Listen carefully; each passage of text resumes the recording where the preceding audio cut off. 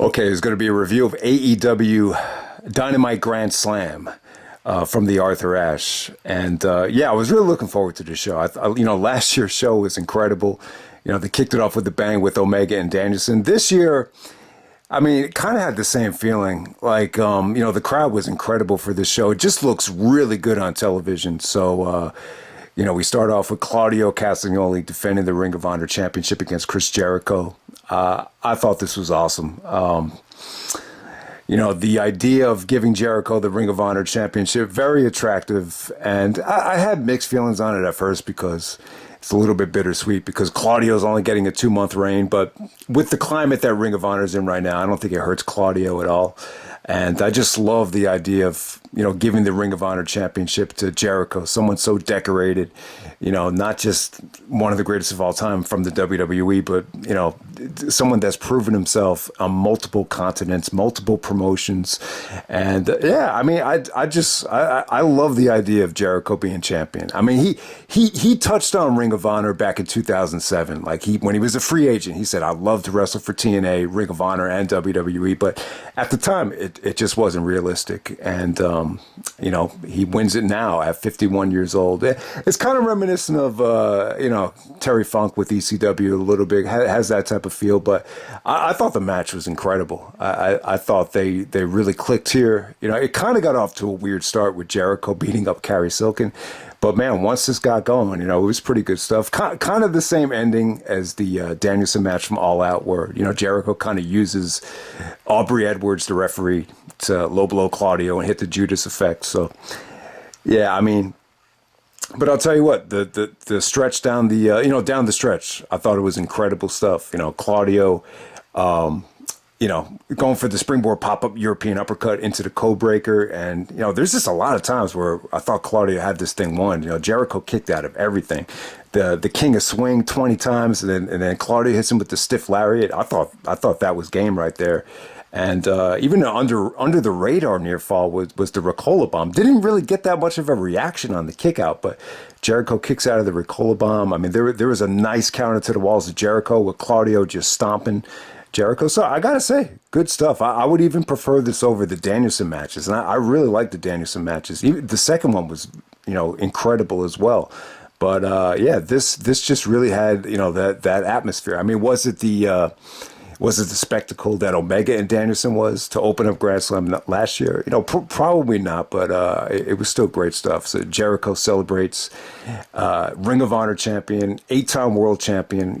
Daniel Garcia was a little bit cold to him on the handshake, but ultimately he celebrates with the Jericho Appreciation Society. So I'm just happy for Jericho, and more than anything, I'm just happy for the Ring of Honor brand. I think this is a huge step. That at this stage that the ROH champion Chris Jericho. I'm ecstatic about it. I think it's awesome. All right, what else was here? You had the Acclaimed taking on Swerve and Keith Lee. Pretty much just as good, man. I gotta say, man, Billy Gunn was definitely a difference maker here. I think he's definitely helping. Max Caster out when he cuts those promos. It just has a really unique feel with Billy Gunn walking beside these guys. It's just something about it. I can't put my finger on it. And then Billy actually, gives him the assist. He actually hits the Famouser, and that's what kind of allowed, the Acclaim to become the tag team champions. But, pretty much, very similar to the match from All Out, where, a lot of people think that they stole the show. I wouldn't say it was quite as good as that, but definitely the same atmosphere. Swerve got like nuclear heat here. And, this time, instead of Anthony Bowen selling the knee injury, you have Max. His knee gave out for the mic drop. And then a beautiful assist from Swerve, kind of gave alley-oop to Keith Lee for the power slam. That was a great near fall. But yeah, ultimately Billy Gunn helps them out, and the Acclaimed are the new tag team champions, and they have something here. I mean, at first a lot of people were saying, man, they're biting the Cena gimmick, but you never really seen it in a tag team. In this situation, especially, adding Billy Gunn into the equation, it just definitely gives it a different feel. And, let's be honest, man, Cena was never really, allowed the green light to really run with that character to see how far it could go. Once he turned face, it was kind of, the beginning of the end for, that type of persona. But Yeah, man, this was definitely good stuff. All right, I think after that you had an MJF promo with Wheeler Yuta, where Yuta's kind of, getting under MJF's skin about his fiance and all that stuff. So I didn't really care for the segment, but Tony Schiavone actually took a nasty bump right there. So yeah, MJF is going to be. He was watching the main event from the rafters. So after that, we had Pock taking on Orange Cassidy. This was probably the most disappointing thing of the night. I thought it was going fine. I mean, the creativity that Pock and Cassidy have is really good stuff. I mean, they even mentioned the Revolution 2020 match. Excalibur mentioned that about how they, that really almost stole the show and was a breakout match for Orange Cassidy. This kind of wasn't on the same level. I don't know what happened here. Like towards the end of the match, they just wanted to protect Cassidy. At the same time, they wanted to get Pac heat. So the finish was kind of crappy. I mean, I'm glad that they replayed it. When you watch it on the replay, it wasn't that bad. It was just Pac being a little bit slick. He was looking at his championship belts, kind of baited Orange Cassidy into coming by the bell area, and then he secretly takes the hammer and just clocks him. You couldn't even see it. It looked like he just punched him. The referee was like, how did he get knocked out? But Pac actually wins and defends the All Atlantic Championship. Pretty good stuff. But I think at this point, Cassidy and Pac, they could have gotten more time. And even if Cassidy lost clean, I don't think it would have hurt him. I think his performance, gets himself over. I don't think he needed to be protected, but it just felt like more than anything. I think they were a little bit cut for time. Okay, the women's four-way championship match. I would definitely say a step up from the all-out match. Definitely a little bit more exciting, a little bit faster paced. Just definitely had more of a nice flow to it. You had Toni Storm, Serena Deeb, Athena, and Dr. Britt Baker. Yeah, man, really Serena really stood out here. She did some really unique things, really creative things. I thought this was a much better showing for Athena compared to the Jade match. And yeah, Toni and Britt, I thought they had good chemistry, lots of good tension. Britt was actually bleeding from the nose after Toni was able to backslide her. And it looked like Jamie Hayter was going to come out and, make the save and turn babyface, but that did not happen. Her and Britt, took out Toni Storm, and that's pretty much how it ended. Don't really have a lot to say about it, but it was definitely good stuff. It wasn't bad. And then we get to the main event. We got Bryan Danielson taking on Jon Moxley, the finals for the AEW Championship, and I got to say, it felt to me like the crowd is a little bit burned out on Moxley. I don't want to say being the interim champion, but I think because he was interim champion and, he's been in this position, not too long ago. It's just, I think it almost has a feeling of,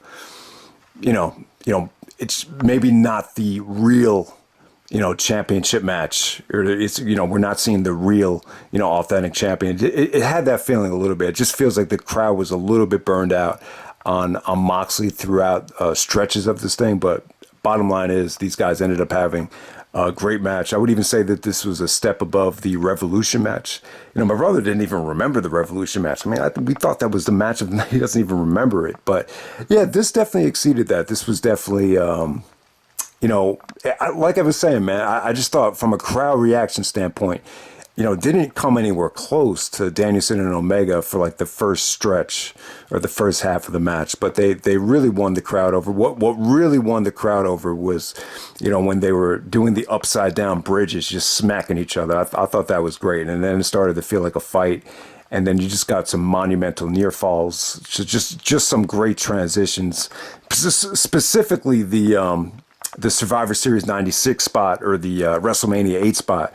I think it was, I think Danielson actually countered the sleeper and he started the bridge up when he came down, and then Moxley just, locked in that choke, and the choke was just relentless. Like, he didn't give Danielson any room to breathe. The referee couldn't even see Danielson for the submission right there. So I thought that was crazy. But yeah, they gave you some monumental near falls. Some of the transitions into the what does Moxley call his finisher now? So he doesn't call it Dirty Deeds. He doesn't call it the Paradigm Shift. I think it's now called the Rough Rider or the Road Rider. And yeah, he hit that a couple times. He actually hit it on the glass ramp, and then he brought Danielson back in. I thought that was monumental near fall right there. And yeah, I got to say, I thought this really delivered. I mean, Danielson was great. I thought Moxley was great. And yeah, very competitive, very stiff. I think crowd reaction wise, I think it could have been a little bit better. I think a little of the cutting to MJF was a little bit annoying, and I was really rooting for Danielson. I just figured, 41 years old, let's put the belt on him now. But, Moxley wins the AEW championship for the third time. I guess the 3-time champion.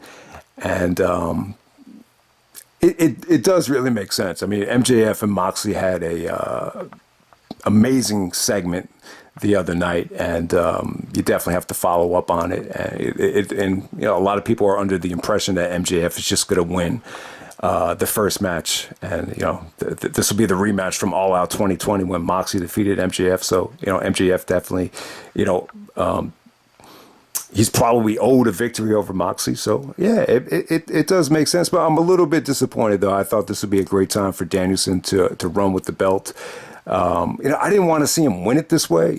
Punk vacating the title and then Danielson just wins it. So yeah, I mean, there could have been a better way for Danielson to win it, and there should be a better way for Danielson to win it. So it's not the end of the world. I'm just looking at Danielson's age and how much does he have left in the tank, and I'll rather see it now than later. So, but at the same time, man, give Moxley credit, man. He's just picking up the scraps and delivering over and over again. So yeah, great show, great Dynamite. Congrats to Jericho, new Ring of Honor champion. Congrats to Moxley. And I'm out. All right.